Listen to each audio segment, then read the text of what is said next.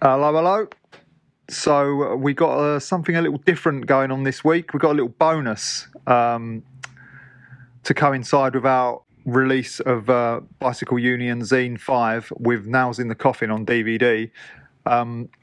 We got Marv, ex-UK Fit Pro, who was a big fan of Nails in the Coffin when it came out originally on VHS, and wanted to sit down and ask me some questions about the goings-on behind the scenes. So we're doing a few things here that'll be a little bit different. I'm going to interview a few other people about videos they've put out, magazines, contests, just important things in the history of BMX. So check this out, and the first one is with yours truly.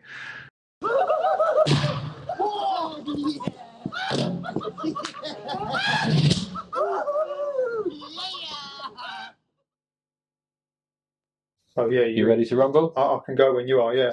So how old were you though when Nails in the Coffin came out? I don't remember 16. it coming out. I think it came out in like end of '98, right? Yeah. So I would have been 16. Okay. But I was at Bike 98. All right.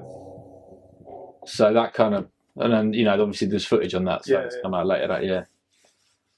All right. So what made you want to make Nails in the Coffin, or the video, or a video? It wasn't actually my idea. So. Well, I'm interviewing you then. So there's a guy called Sunil Shah who lived in Oxford who made skate videos. He filmed Tom Penny and stuff. Okay.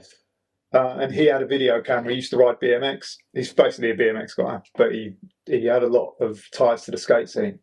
I can't remember. I think we used to write to each other back and forward, and he said, "Oh, you should make a BMX video, like a Union BMX video, because Union was quite like just gaining ground at that point in time." So like we started, I think, filming in '97. I think it was '97, and then Nick or Andy from Lord, I also used to write letters to, and they used to write letters back and forth, and they said the same thing, like, "Oh, you should make a video," and it was that was. I was like, oh, maybe we should. So I think the Lord guys had mentioned it first, and then once Sunil mentioned it, and he was a videographer, I was like, oh, maybe we should do this. So we kind of like batted back and forward, and he's like, okay, we'll make a video. I didn't have a camera. Yeah, I was going to say, you didn't have one? No, I didn't have a camera at all. So he came with us to film a few times to get the ball rolling because he had a camera. And where did he go? Where did you go? Where were you riding? I can't remember where we went first, but the first one that I remember was we went to Ashford with Bennett, Sean Butler, Josh Stricker, probably a couple of other Americans, because they was over for the Backyard Jam that year. Yeah. So that was kind of the beginning of it. So that was and I remember him saying, "Oh, I think I've got full parts of like 5 different people, like in one day," because those guys obviously like were doing everything as like shit you've never seen. Yeah. And it was like, that was it. It was like, I've got like a Bennett, Butler, and Josh Stricker part all wrapped up in one. Yeah. So that was the first one that I remember. So what was the state of Union at that point? Like, were you making anything, or we're doing clothes? We was advertising. It had like a bit of a momentum going. Like, it had quite a strong presence with making just printed T-shirts. Yeah. Printed T-shirts, and we was advertising half page in Ride. Okay. Maybe we had some caps as well coming, or we had like little bits and pieces and stickers and stuff, and we was just kind of like it was a bit of a thing, like. We had a presence, and it was people kind of gravitated towards it, and it was one of the companies that was like coming up, really. Yeah, because I guess it felt like there was a bit of difference between what you were doing and the sort of freestyle scene you were sort of coming out of. Yeah, like, you weren't like, you were like different to that, weren't you? Like everyone. But did you have like a team? Like, what was the team? Well, it was a crew. It was, basically. yeah, it wasn't. It was was like a crew at first, but like then it officially became a team. Was like Jerry, Stuart, and me. We was in the ads, so that was like the first 3 people to be the team. And at the time, like you say, there was like UGP, Poor Boy. There was like BMX sort of core brands, clothing brands, but they was a bit sort of fluffy, if you know what I mean. They weren't. They wasn't like. Well, it's grimy. Yeah, we was into the fucking whole different shit. Yeah. Okay. So it started at after Backyard. When did you stop filming it? Or what was the filming duration? Yeah. But it came out in 98. It must have started in 96. Maybe it was Backyard 96 then. Because I feel like we filmed for 2 years. I don't think so. No? No. Well, maybe. Well, Bennett was over because he won 96, didn't he? 96? Yeah. So that would have been it then when we started. Was he on a yellow bike? Yeah. Yeah, that was it, yeah. Okay. Yeah, so it was 96. Okay. That makes I think more he was sense, anyway. yeah. There's only like 1 or 2 clips of him, isn't there? Yeah. He hopefully that clip's in there. He 360'd a set one way and then 360'd the other way. No, that's in Thunder. That being like, it's in Thunder. That's in Thunder. That was in the Coffin. That's not in there. That's a blunder, isn't it? That was the day. That was the same day. Yeah. Yeah. Yeah. And that was like mind blowing. I remember like being like, what the fuck? He could 360 a jump the wrong way. I was like completely like that. As a one off. People can't do that shit. So did you set out with a plan of how you wanted it to be? Like, did you think Stuart will have a section, I'll have a section, Adam will have a section, Martin? Did you see all those 5 people? Not really, no. Have a section that you just... No, we just filmed, yeah. And then we knew Jerry and Stuart would have a part. Yeah. Because of how good they were. But I watched a lot of skateboard videos when I was sort of late teens, early 20s, like vert skating and like skate videos were like everything, all skating.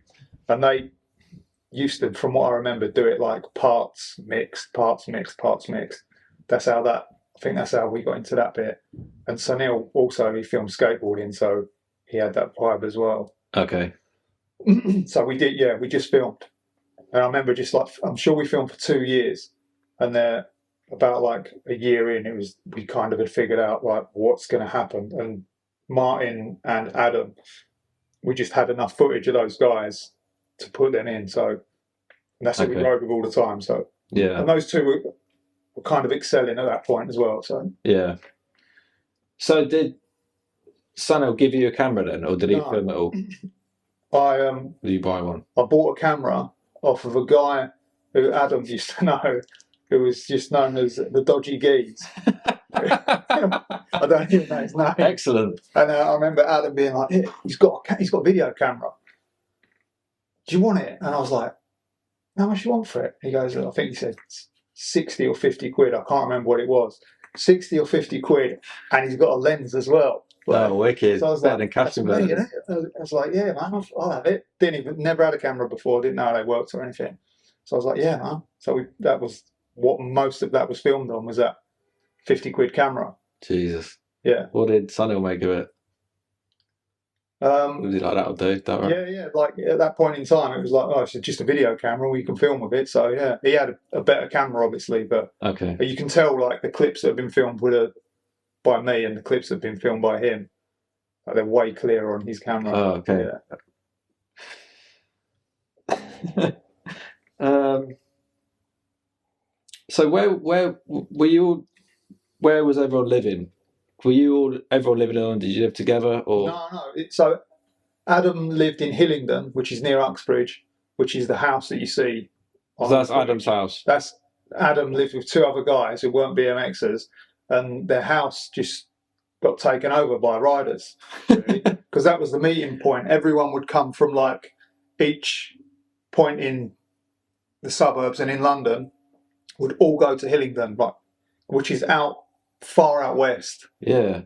And we'd meet at Adams because that was the point where everyone drove or got the train to, and then we'd get in people's cars or do whatever we was doing. And there was also Hillingdon trails were near there, Harefield trails were near there, Pinner was near there, Harrow Skate Park was close. Like, and a lot of the other riders lived near there. Yeah. So, of all the 5 people, where did you live? I lived in Waltham Abbey, which was near Cyclone, which was out that way. Okay, cool. You living up there? Yeah. What about Jerry? Jerry lived in High Wycombe, which is like further west. Yeah. Stuart lived in Radlett. Martin lived in Pinner, and Adam lived in Hillingdon.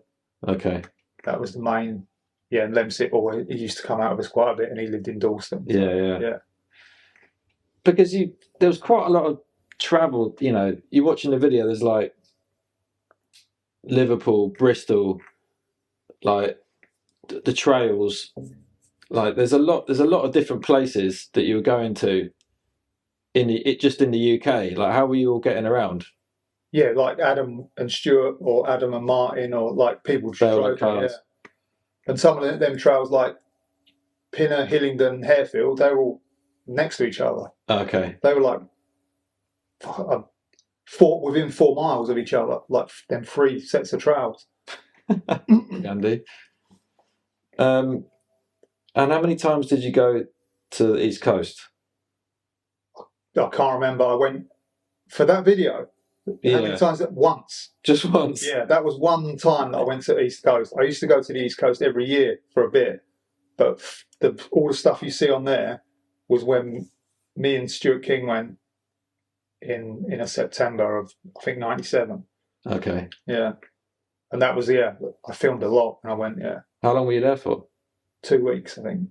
Okay, no. Who are you staying with? Was it just like Stoffer, Sandy and Sal? They all lived together? Yeah. Yeah, Bethlehem. Amazing.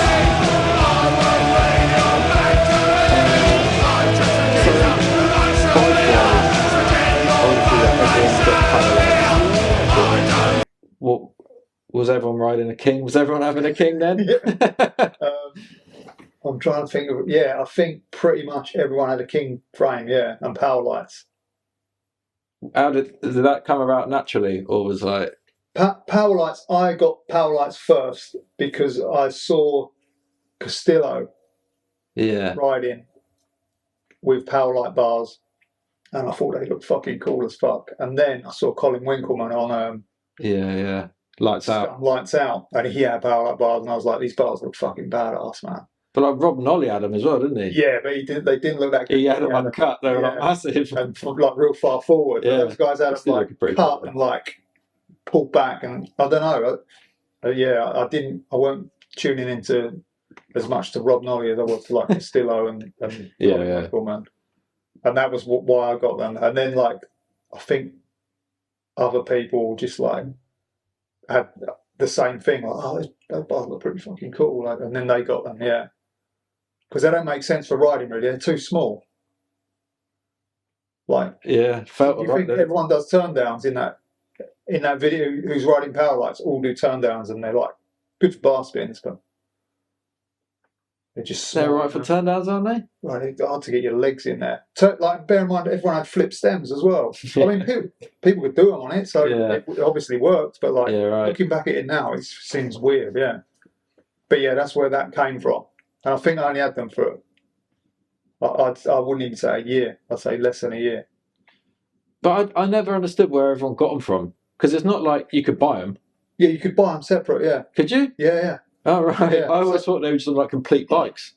No, the ones they come on complete bikes, but the ones on complete bikes were really shit. Oh, were they? And the aftermarkets were really good. I think they made them like 2 years before or something as an aftermarket bar, and all the ones that people bought were from like 2 years previous. Oh, okay. Because they didn't take off until 97, and then suddenly everyone wanted power lights because we used to sell them in Cyclone. Oh, right. And they were like, the ones on the bikes, people thought they could use them, and they'd always bend them. Oh, okay.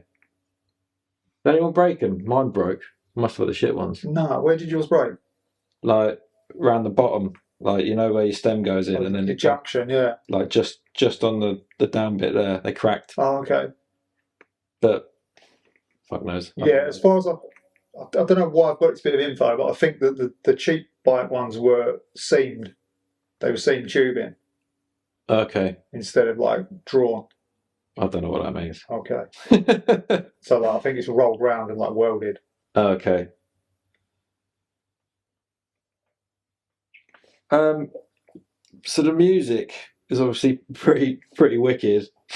Who chose that? That was mine, yeah. All of it. So I chose all of that music minus 2 songs. And one of them songs was Slapshot because Jerry chose it. And the other one was the outro, which Sunil chose because he just liked that sort of chilled tune that they use for the outro. Oh, well, it's like they play that before Chelsea games, don't they? Oh, do they? Yeah. But actually, people thought that like I'd picked Jerry's music as a joke because of what the song theme was. Well, yeah, that always like. But he wanted that. He specifically said, you know that one song, like, he's like, yeah, I think I'll have some of that, which was surprising because I thought he was going to like, pick some sort of dub track or something, you know. Yeah. But I was like, fuck yeah, he's fucking picking that song, and then like people were like, what? This is obviously a joke, but it wasn't. He picked that song. Yeah, that's like one of the main things I really remember when I was like. Watching it when I was like 16, 17, I was like, I didn't even know what straight edge was. But yeah. I knew that track was sick. And then when I found out, I was like, aren't these guys like smoking loads of weed? Like Jerry, like especially. But I mean, it's fucking like monumental, really. It's like that's an authoritative part, and that's an authoritative song. So it's like it works perfectly. Yeah. Yeah. But that tune he has on. Backyard vid. Yeah. Also works really well. Yeah, amazing, man. Yeah. So good. That's pretty authoritative as well. Yeah. Like when he's going on about like Margaret Thatcher. It's that's hilarious, man. That's what I thought he was going to pick, something like that. I was like, well, he's going to fucking choose something along them lines. Yeah, probably not going to fit with the rest of the video, but so. Well, did you go on like trip? Did you have any support from like mags or brands to help? Like, was there any like? Were you going on trips? Like, because I thought some of it looked like, there's those clips of Mozza in Liverpool. I thought, is this a '70s trip that you're just on? Yeah. Or like there's some stuff with like John Taylor in like Wakefield, and I'm like. Is John just there, or is that like? Yeah, no, we used to go up there. We would go to like ride skate parks, fucking 300 miles away at like 3 in the afternoon on Sunday. Get there at 5 or whatever and ride, and then just come back at like leave at 10 and get back at 1. Like it was fucking pretty crazy when you think about it now. We used to do that to Bristol as well because they always open late. But yeah, that one I went on a few.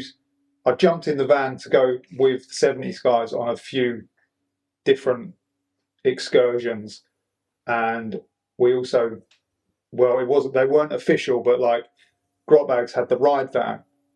Oh yeah, what was it called? Rat One. So, and he always used to bag on us for like, we would be like, fuck ride, fuck this shit, just like ripping into everything about that. And we could all jump in his van on the right expenses. Oh, and we'd get a load of footage. Change your tune pretty quick. Yeah, but no, because we were still saying that same shit, and he would be like, "Fucking yeah, ride paid for this trip." Like it was pretty fucking funny when you think about it. That van almost was like just a freebie to go wherever the fuck he wanted, because he was our mate, and we rode with him, and he took us fucking all over. How come there's no footage of Grotbags? Because at that point in time I was like totally up my own arse with like no, this is not going to have any fucking like any race sort of pro wannabe like uniform guys. I'm fucking like being a dick really, like so he just got admitted from it. And that's pretty lame. Like looking back on it now, like I think fucking hell, it's it's just your mate. Like, get over it. He used to ride with us all the time, and we'd take us everywhere, and we just cropped him out because he didn't fit the mould, you know. Oh, mate. Like, for, you know, we could have put like a few clips in. Was he killing it? He was riding with us, and he was riding good. He was the same standard. Like, were you there? No, I wasn't there. No. That would have been at the time when I was like, fucking drop bags activated in that video. Well, that 360, like, so he was the last one out of everyone to learn to 360 a set of doubles. Oh, really? Yeah. Which is pretty fucking funny looking at that. Yeah. And we used to bag on him hard, like, like crush him, you know, like fucking, because he'd roll. So he was all at pin. Every one of us could just fucking spin like that last set, like no problem, you know, real rub his nose in it. And we always used to, come on, Grot Bags, come on, like fucking egg him on. Like he'd come down, he'd come round the top section, like over the jump, over the roller, and then he'd go, hit the brakes and like roll his bike up the lip and like look at the landing, and we would just be like, fucking hell. I remember Stuart King like would just rip him so hard. And then one time we got him to do it, and he like did this like the stiffest like spin, like bolt upright, and he landed like sprocket on the landing. Splendid. Perfect. Bike stayed upright like that, and he stepped off and walked down the landing. And everyone was just like, ah! And then he got it figured out after that, though. But yeah, he got a fucking hammering. But then Lee, you know, he mastered it. So what was your routine like? What was your lifestyle like? Were you working? Was everyone working? I was working at Cyclone, so I was working in Cyclone BMX store back then. Stuart, I don't know what he was up to. Adam was working at a stereo shop in Harrow. Grot Bags was working for Ride. Martin was probably working for his family's bus company. Jerry, I think, was working out in like a flower wholesaler, I think, in like near Hillingdon, near where Adam lived. So okay. And so did you just pick like, you know, we're going to go Bristol this weekend, we're going to go Wakefield or Liverpool? Like how did you? No, it was pretty random. Like, just get to Hillingdon and be like, bosh, we're going. Yeah. Well, where should we go? Like, or how late has it got before we decide to go somewhere? So if it was real late, we go Bristol because it was open till late. Okay. And if it was like not too, like if we was out the house by 3, we'd drive to Hull or something. You know, like we went there a few times. Like ridiculous time. But I suppose you could probably get to like Oxford pretty quick from Hillingdon. It'd probably be like an hour and a bit, wouldn't it? Bristol. Well, you went to like there's that. You know, Alex does that. That's Sunil film that he's from Oxford. Okay. Yeah. So you did you ever go there? Did anyone ever go there? Not to Oxford. No. Okay. I thought that might be quite like on your radar because it was like loads of mini ramps, wasn't it? Or was that not there yet? That was gone. What? That was gone. So the first incarnation of Oxford was like the midi, sort of like the 8 foot and the spine, and then there was like a sort of mini ramp at the side. But then there was the next section. I don't think had been built yet, which was the one with a vert ramp and the and the quarter built into the back of it. Yeah, that wasn't there yet. I don't think. Okay. And did you go to Leon C much? Was that still around then? No, we kind of done. We went there a few times, but we were sort of done with that. I think by that point, is Leon C in it? I can't work. I think that maybe, but I never went there, so I thought that was it, but I don't know. Maybe of like Lemsip or someone else. Oh yeah, Martin's at Leon C as well. Yeah, maybe. Ice Pick Grind, I think. And yeah, there's definitely some Leon C in it.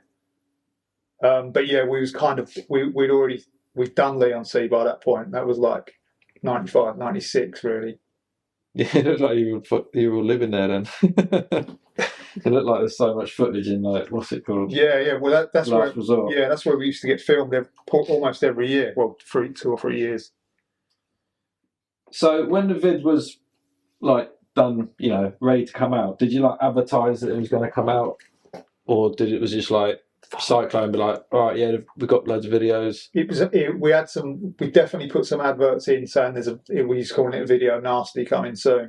So I've definitely got some ads in some digs and maybe some rides as well, saying that like there's a video coming. So that had a bit of a buzz to it as well. Yeah.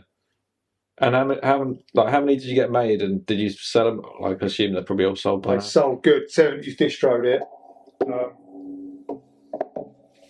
I'm guessing, but there was more than 1,000. Fucking hell. Because I remember the first run was like 500, and then I think we got another 500, and then we might have had a top up after that. Did you have to get them done? Did you send any to America or anything? I sent some to Stoffer and those guys, and I sent one to US Ride and never heard anything back.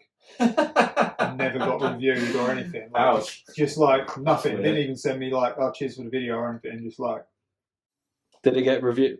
No, it didn't. Did it get mentioned? No. Did it get reviewed in UK Ride? No, it got reviewed in UK Ride. And it was pretty funny because I read it the other day. So it got reviewed in UK Ride, and we were fucking livid. Like we were like, "What the fuck's this?" Like we were. Well, I was anyway. Like. But it wasn't really that bad of a review when I read it the other day. And I remember like Rob Ridge reviewed it, and I was like, I wrote him this letter. I was like, fucking like scathing letter about his review. And then he wrote back to me like, what was fucking, and sort of batted his corner. And then I wrote back to him, and it was like we had some fucking back and forth via Royal Mail. Like, and I was steady on, boys, getting into it, like, and he was coming back at me, like, and it was completely uncalled for. Like the review was fine, and if you didn't think it was, because we were like, I don't know what was going on, but we kind of made that video and thought, yeah, this is, like, we was proud of that video. Yeah, like, yeah. This is a ground mark of a video. I thought, even when it came out, I thought this is like marks another period of time. Like, so you had the backyard vids, yeah, and then like from there, like Nails in the Coffin was another change, I believe, and it wasn't like written like that in the review, so I blew up, yeah. So there's quite a lot of, the vids of that era were pretty good, I think. I guess, that's when I first started riding, so I was kind of like, watched them on repeat constantly. But how do you think it sets in? Because there was like, Anthem came out, end of 97, early 98. Then Soil and Thunder, Domination, I can't think of any others, but there's obviously some more. But how do you think it sits with them? Like, do you think it, a bit of a tricky question, but like, no, I think like looking back at them now, like when Anthem came out, I thought it was good. It was real good, but I didn't think it's as good as what I think it is now. You think it's better now? Yeah. Than when I saw it, and I was like, oh, pretty fucking sweet. But it didn't have that much impact. Like, I thought it was amazing, but it didn't. Yeah, and then Thunder was a fun video, and I thought it was cool. But the same with Thunder. Domination, I'm not really that familiar with, even though I've probably watched it a load of times. It was a good video, but it kind of blended into a lot of the other stuff that was going on at that time. But there was an FBM video which came out maybe 97, and it was called Live Fast Die. Oh yeah. And that was the one that I watched and was like, well, this is it. Like, this is the one. Yeah. And I think it was 15 minutes long. Yeah. I remember that one. I was like, that's fucking badass, that one. Well, they're pretty similar. There's a lot of blowing things up. See where some of the stuff's come from, but like that was one of them. It just hit so hard and fast and was gone. Like, and you was like, fuck, I gotta watch it again. Yeah. Yeah, I feel you on that. What about compared to? I guess you kind of already touched on it, but like compared to like 70s videos, because like Word probably came out like, probably fairly similar time, maybe like 6 months before. Was Word was Livid? Livid was after Word. So Word was like really mellow though, wasn't it? Yeah, it was like quite it was lifestyle-y, wasn't it? Yeah. And so for me, that was like, this is too slow. Yeah. Yeah. I can see it now. I preferred the ones before. Yeah. Like The Last Resort and. Yeah. on location, and they had like a lot more energy. And Word was just like, it seemed to just slump a bit. Like I wasn't really, I didn't really feel that one that much. So I thought that ours was like completely different. Yeah, it was pretty like raw, isn't it? Like, Yeah, there's no pumping, fucking around. It's like, get, hard hitting, isn't it? Like when it was coming together, probably fairly, over halfway through, probably realised that, Jerry's probably like best in the world at this point, really, isn't he? And Stuart's probably like they were both, to me, they were both like different styles, but both neck and neck. Yeah. Like, did you think we've got a, or maybe like when you first started filming it, you must have thought, I need to document these two and get it out, because Jerry was like mental, wasn't he? Like it was, like do you think they were like world beating good? Because I kind of like, you think like watching interviews later with like Joe Rich, or like his props interview, he's like, people fucking worship Joe Rich, and he's like, I like Jerry Galley. Yeah. He's like, me and Coxie got a show where he's like, he's your favourite rider's favourite rider. Yeah. Jerry Galley's like the master, isn't he? But like, I guess seeing that on an everyday, was it like kind of mental or like normalised? Well, it was different because I knew Jerry from the 80s. Yeah. So like, the first time I ever saw Jerry was at a Petersfield BFA contest, and he couldn't land on, like, he landed so heavy, and it became a bit of a thing in our group. Like, fuck, Jerry Galley, like, just lands on the flat. Like, he would go up like high, but just doof, and he landed so hard. And from then, like, I'd see him again and again and again, and then he suddenly dialed it all in, and he could fucking land like pin accurate at the top. So I'd seen him ride and progress for a long time. So by '96 or whatever, like we used to go to Bracknell and ride with him in the early '90s.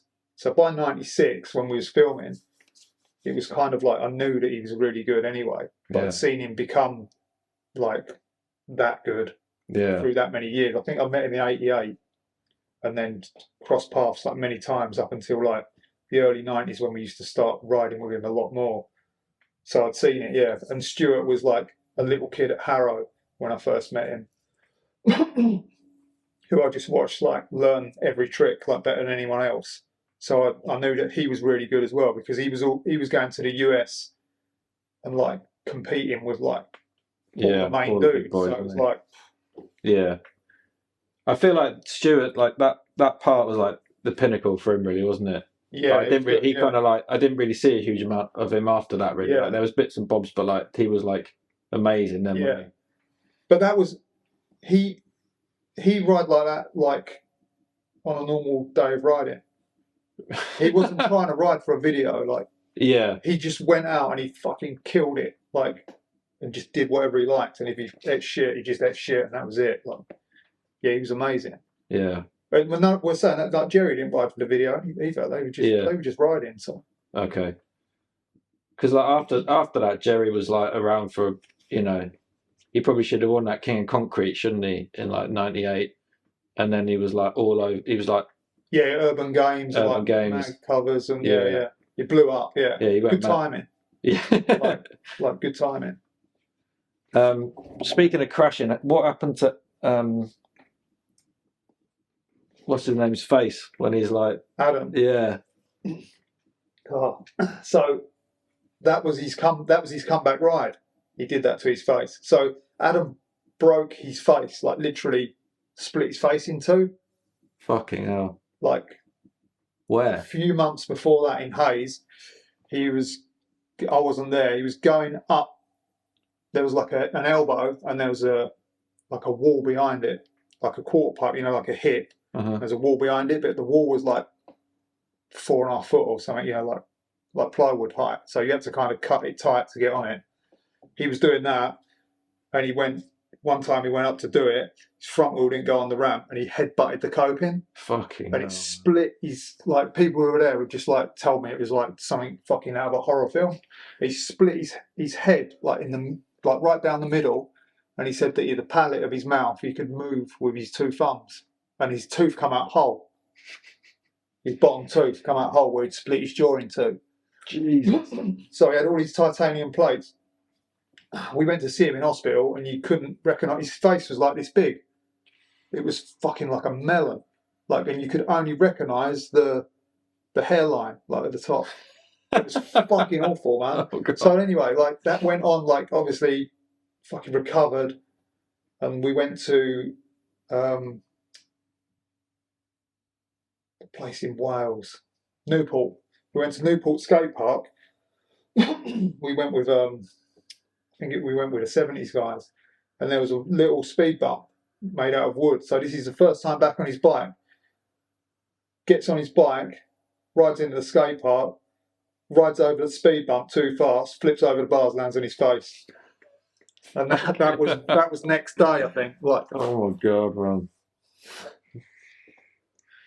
That's fucking grim. Fucked up. Like, Not still nice. didn't put him off. Anyone else have any bad injuries or crashes? Like, I mean, there's obviously a few in there, but no, nothing to that degree that I can remember. Like, that's fucking horrendous. Yeah, that was grim, man. So I've got a couple of like just random questions from the video, like, why was Robbo picking on Boyley? I don't even know. Like, I couldn't even answer that. Were you there? Yeah, that was me filming. Why were you filming it if you didn't know? Well, I don't know. I was just filming everything. Like, yeah. Okay. I just had the camera out all the time. That was like after Bike 98. Okay. Yeah. Well, on a trip after that. Yeah. Okay. Yeah. That was the same day as, you know, Boyley's yelling at that snakeboarder at the end. Right. What? I can never work out what that is. Yeah. Is that a skate and ride? Or yeah. Why is he shouting at him? Just he was drunk. I don't know. I don't think he'd ever seen a snakeboarder before, and he just couldn't believe how lame it was. So, rip it up, dude.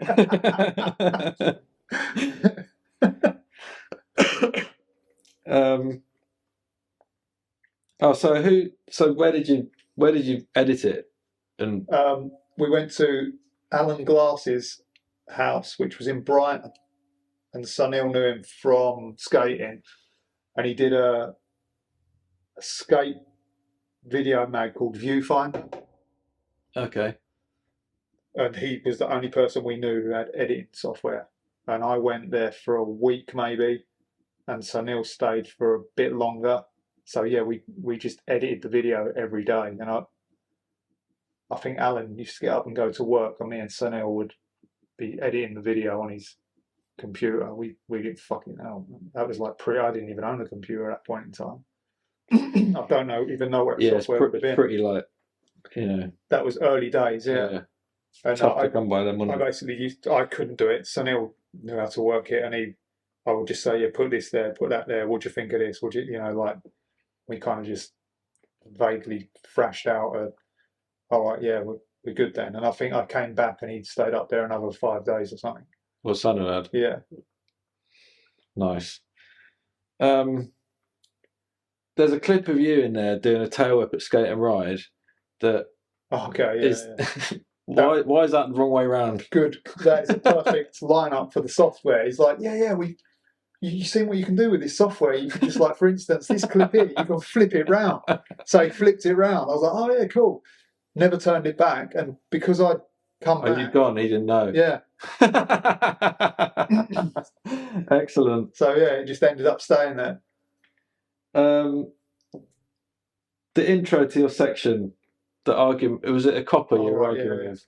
Yeah. Just tell me everything about that, because every time I see that, it makes me laugh. It's like I feel like that kind of sums you up quite a lot. If I'd known you at the time, I feel like that's kind of what you probably would have been like to any figure of authority at the time. So, bear in mind, we've been riding through London for fucking 10 years, you know, and any time we would go through the city to go South Bank or out the other side or wherever we were going, if you saw a cop, they would stop you and they'd be like, come here, like, and they'd give you a fuck, what's going on here, what's this, what's that, like, what's your name, like, and it was just like, fuck off, like, you just ride. What, thinking you're nicking it? they would just stop you and just give you a shakedown for nothing, you know. All right. And it was just like fucking. It just wears on you, you know. Yeah, you see them and you're like, no, what's coming next.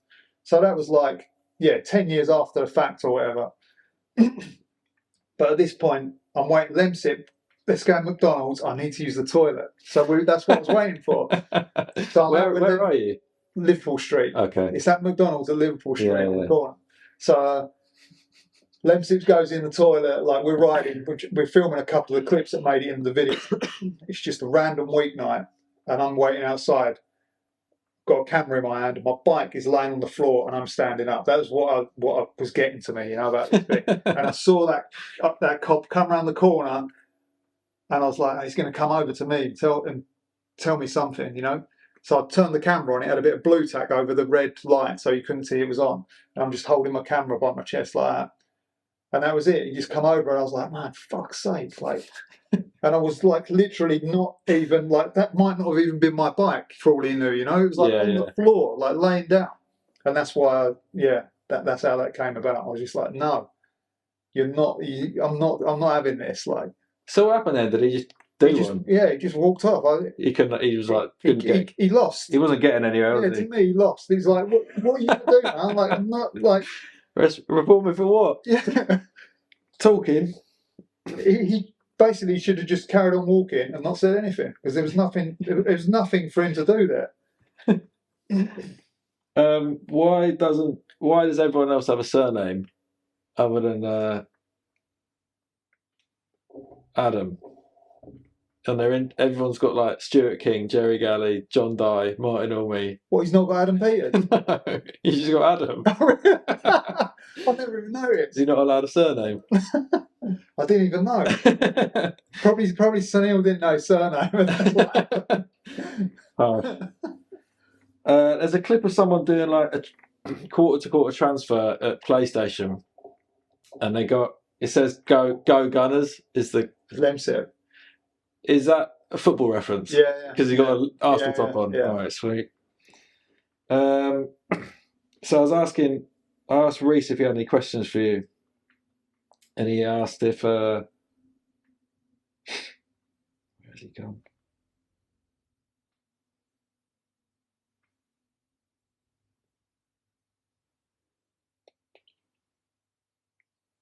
How many times, if any, did Adam Peters' front peg touch the skate and ride spine coping? I think he's already done, like, just full on ice picks, isn't it? There's no 50-50s. I thought you meant he was fucking the ice pick up and touching the peg on it.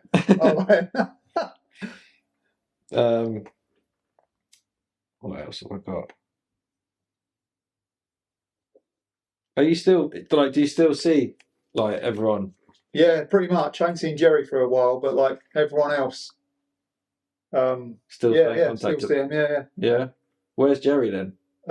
He's in High Wycombe. I don't know. I don't know what he's up to. He's just lying low, you know. Fair dues. But yeah, everyone else I see quite regular, really. So where was all the like? There's all the weird shit in the intro, like the whole video intro, like the mullets and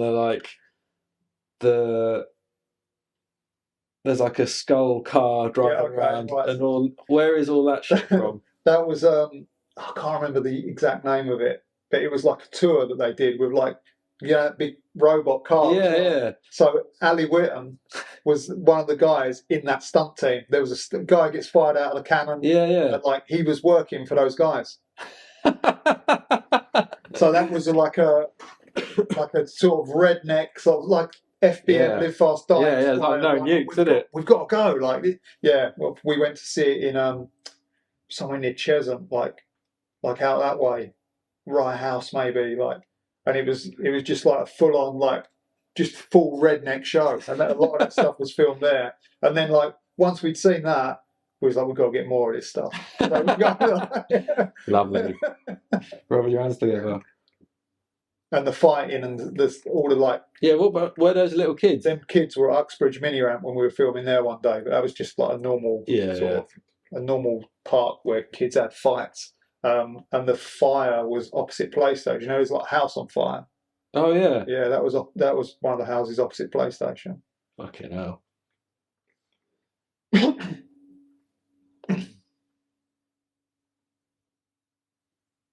I think that's pretty much all my questions done. Have you got anything else you want to talk about, or that I've forgotten to ask? Can't think of much that you've forgotten.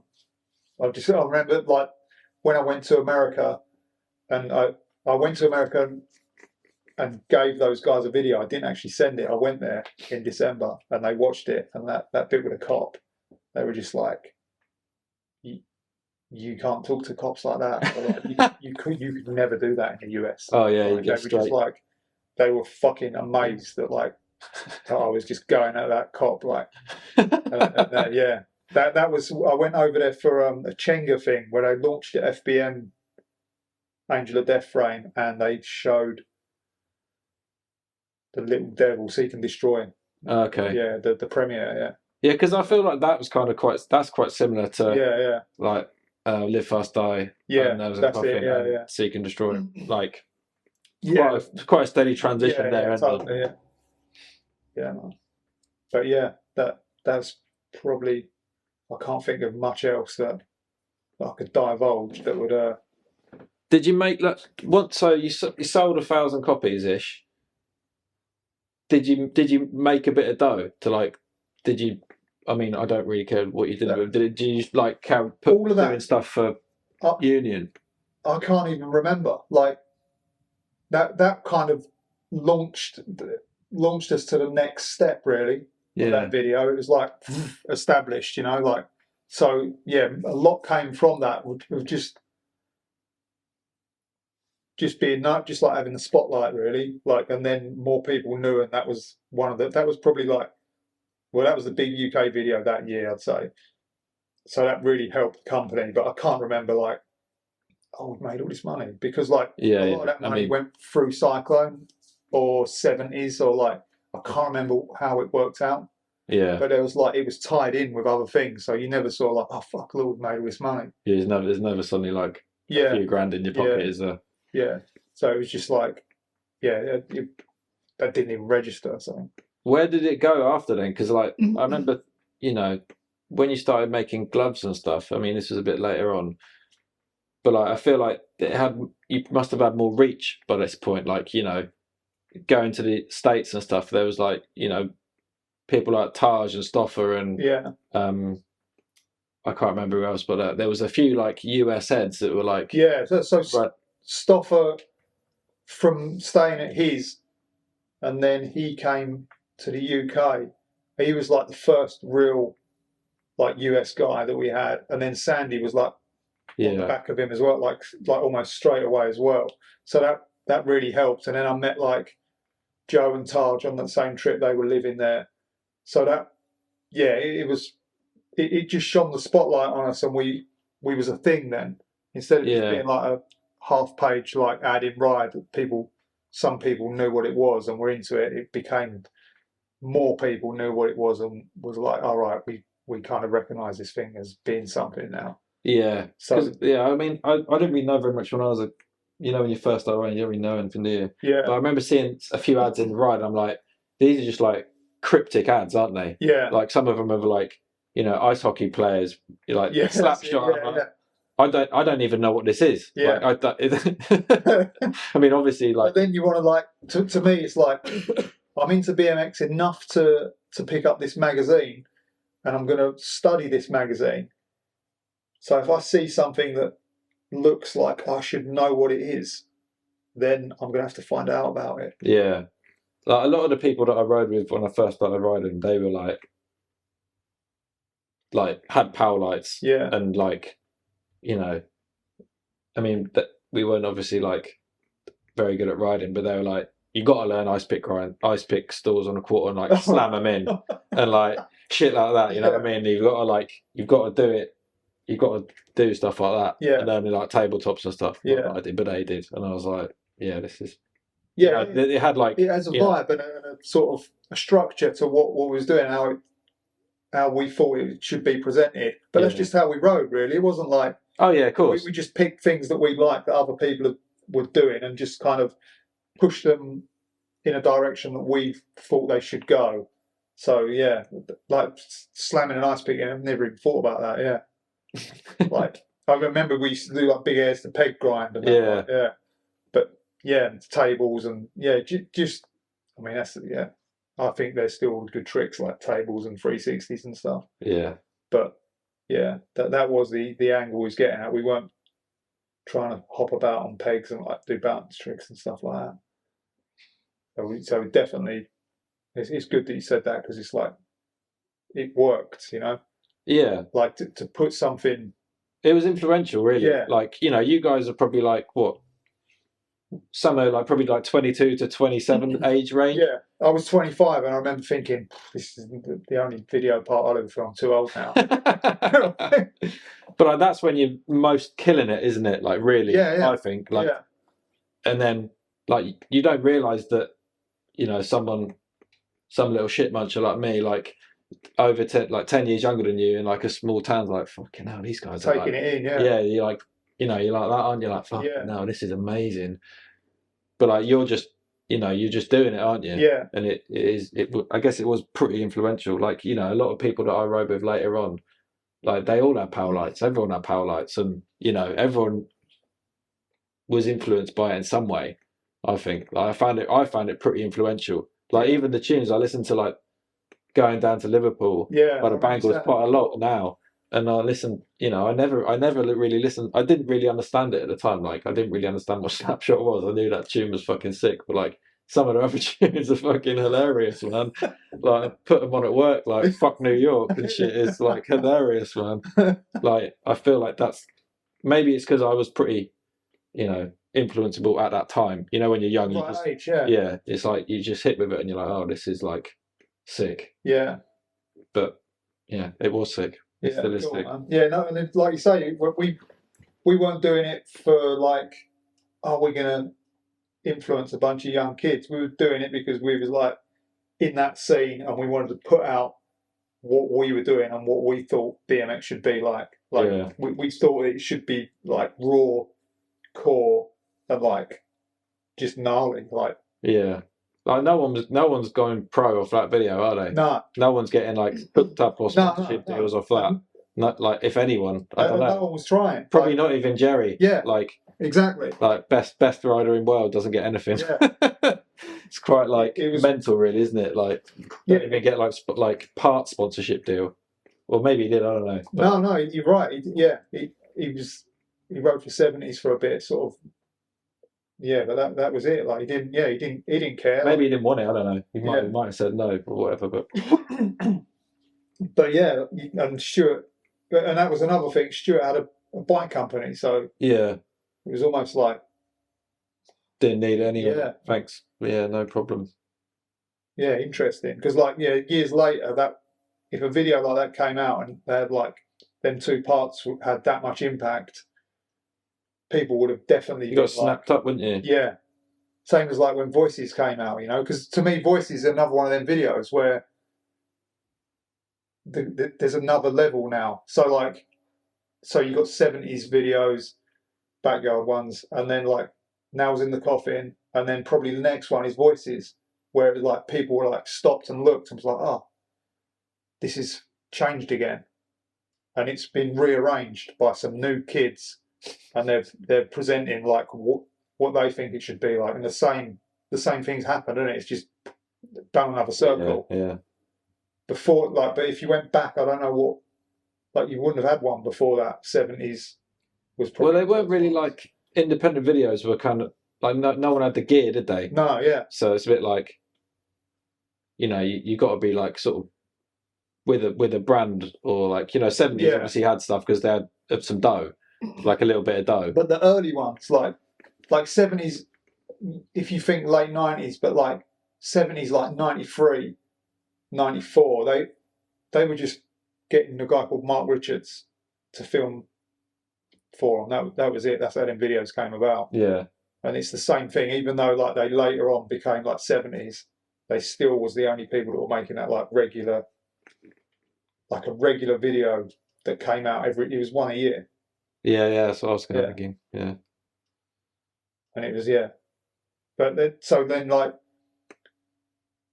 Voices wasn't a company, but it still had that solid, like, like that stamp of kids now fucking looking at this. And like you say, like there's kids that have watched that and been like, yeah, Voices. That was the one that sort of made it for me, Yeah, probably. All right, sweet. Good. Anything else you want to discuss? No, I think that's it. Can't think of any offhand. I can't think of too much. I don't know how going down to Liverpool actually ended up in that video. Yeah, did you pick that? Yeah, I picked that. Yeah. I don't really like any of the other tunes on that, but and that Cure song, yeah, which was a cover, that worked as well. And who did I can't even remember who did what's it called? Stuart's section. Hard Skin. Oh, is it? Yeah. So that was their first record. I don't think that record had been out long at that point. Yeah. I didn't even know what like get your boat race out of him meant. I was like, what does that mean? Fucking well good. All right. That was a good opening song. Same again with like that song on that part. It was just like fucking perfect, Yeah, it worked pretty well. Yeah. Not that he's probably well into done. that song, but yeah, it's good. But yeah, man, that's offhand. I can't think of too much else I could tell you.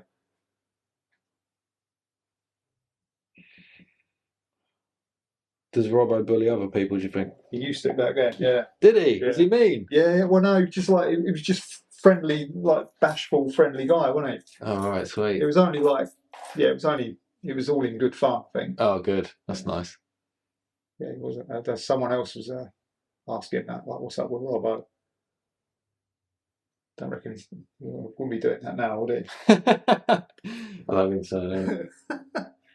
Seems pretty nice now. Hello. Right. So we've just got a Patreon page. We've been doing this show for nearly 2 years, and it will remain free, and it has always been free. But if you want to become a supporter or send something our way, go to our Patreon page. I think there's 4 tiers. There's a lot of benefits to most of the tiers. Thanks for your support and thanks for listening. We're going to try and do more of these if we can get the right amount of funding back in. So if you can support, please do. Thanks. See ya.